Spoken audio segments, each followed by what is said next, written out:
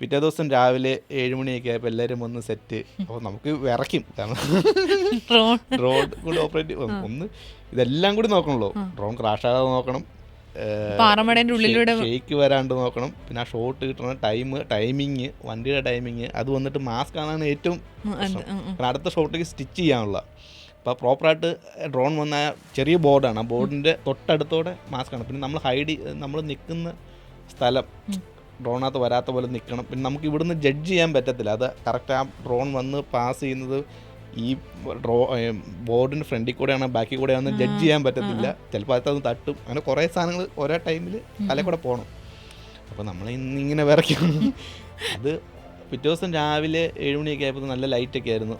First ടേക്കിൽ സംഭവം okay ആയി. വിറച്ചിട്ടാണ് ചെയ്യുന്നത്. അത് ഫസ്റ്റ് ടേക്കിലൊക്കെ ഭയങ്കര ഹാപ്പി. അത് ഒരു ദിവസം ഫുള്ള് മെനക്കെട്ടിട്ട് ചെയ്തതാണ്. പക്ഷെ ഭയങ്കര രസമായിരുന്നു അത്. എല്ലാവർക്കും ഡയറക്ടർ പുള്ളി ആൾക്ക് ആ ഷോട്ട് വേണം.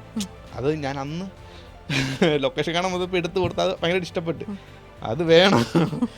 അപ്പം ഞാൻ പ്രൊഡക്ഷൻ്റെ അടുത്ത് വന്ന് ഇന്നലെയാണ് ഷോട്ട് എടുത്ത് കൊടുക്കുക, എനിക്ക് കുഴപ്പമൊന്നുമില്ല, എന്ത് റിസ്ക് എടുത്തത്. പക്ഷെ അതിന് ചിലപ്പോൾ ക്രാഷ് ആയി കഴിഞ്ഞാൽ അതിൻ്റെ ചിലവ് പിന്നെ അവർ ഓക്കെ പറഞ്ഞിട്ടാണ്.